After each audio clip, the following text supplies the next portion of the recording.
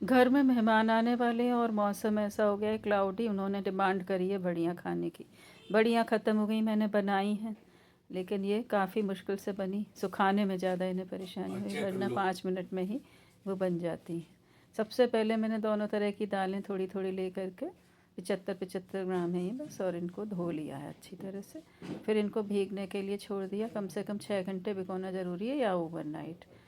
फिर इनको अच्छी तरह से पानी इनका निथार कर हमको मिक्सी ग्राइंडर में दरदरा पीसना है। तो मैंने पहले मूंग की दाल को चलनी में रख दिया था। पानी निथरने के बाद अब मैं उड़द की दाल को चलनी में डाल देती हूँ।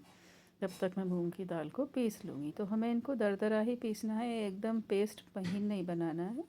तो मिक्सी को पहले पल्स पर चलाकर फिर आप इसको एक आध बार बीच में घुमा भी दीजिएगा। दाल को खोलकर और फिर दोबारा से चलाकर मैंने इसको तैयार कर लिया।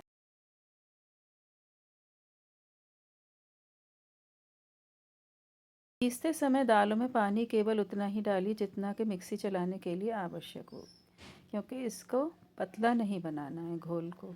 अगर ये गाढ़ा होगा तो मंगोड़ी ज़्यादा अच्छे शेप में बनेंगी, इसलिए आप इनको बिल्कुल ही पतला ना करें। जब बढ़िया तैयार डिब्बे में रखी तो इनकी सब्ज़ी बनाने में किसी के भी साथ आप बनाइए, 5 मिनट में तैयार हो जाती है, आलू के साथ या मटर के साथ। तो दाल जब पिस जाएंगी तब हम एक एक करके इनको हाथ से अच्छी तरह से फेंटेंगे, या विस्कर से भी आप फेंट सकते हैं। ये देखिए उड़द की गाढ़ी गाढ़ी दाल इस तरह से। तो अब हम इनको अलग अलग फेंटेंगे। पहले मैंने उड़द की दाल को फेंटा है और एक कटोरी में पानी भी भर के पास में रख लिया है। फेंटने के बाद देखिए जब मैं इसको डाल रही हूँ तो ये ऊपर तैर गया। इसका मतलब दाल हमारी हल्की हो गई है, इसमें अच्छी तरह से हवा भर गई है और मंगोड़ी सही बनेगी। इसी तरीके से आपको मूंग की दाल को भी फेंट कर हल्का करना होगा। और उसके बाद दोनों दालों को मैं मिक्स कर रही हूँ धीरे धीरे।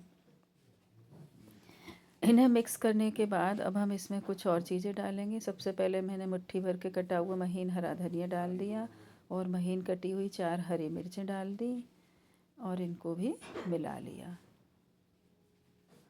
अब आखिर में हमें इसमें 1 चम्मच गरम मसाले की और डालनी है।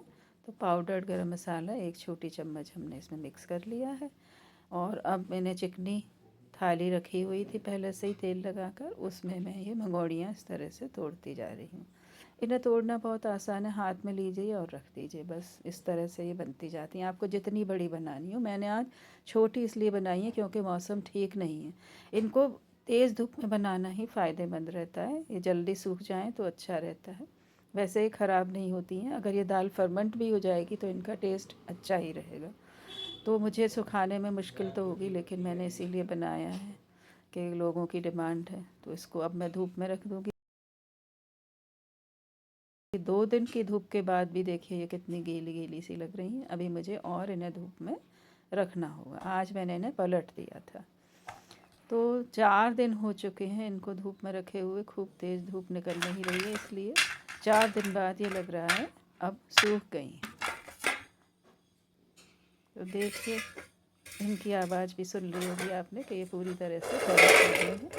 तो जब ये इस तरह से तैयार हो जाएं कि ये बिल्कुल कड़क हो जाएं धूप में सूख कर, तब आप एयर टाइट डिब्बे में इनको बंद करके कितने भी दिन के लिए रख सकते हैं, साल भर के लिए भी। धन्यवाद। तो मेहमानों के आने का समय हो चुका है, मैं आलू बड़ी बनाने जा रही हूँ। टाटा।